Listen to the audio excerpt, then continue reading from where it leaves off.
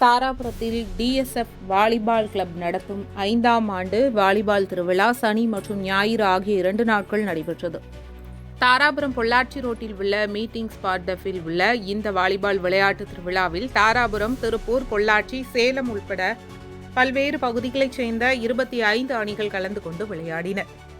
அதில் வெற்றி பெற்ற திருப்பூர் வக்கீல் பிரதர்ஸ் அணிக்கு முதல் பரிசு ரூபாய் 10,000 மற்றும் வெள்ளிக்கோப்பையும், தாராபுரம் சாரா நர்சிங் கல்லூரி நிறுவனர் டாக்டர் ஜெயிலானி வழங்கினார். 2ஆம் பரிசு பெற்ற பொள்ளாச்சி GMVC அணிக்கு ரூபாய் 7,000-ம், 3ஆம் பரிசு பெற்ற தாராபுரம் DSM அணிக்கு ரூபாய் 5,000-ம், 4ஆம் பரிசு பெற்ற தாராபுரம் DSF அணிக்கு ரூபாய் 3,000-ம் வழங்கப்பட்டது.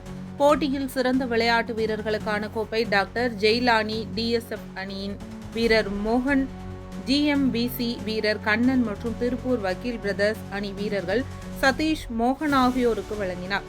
இதில் தாராபுரம் வழக்கறிஞர்கள் பன்னீர்செல்வம், ஆசிரியர் ரத்னசாமி, DSF டிரஃப் மணி உள்பட ஏராளமானோர் கலந்து கொண்டனர்.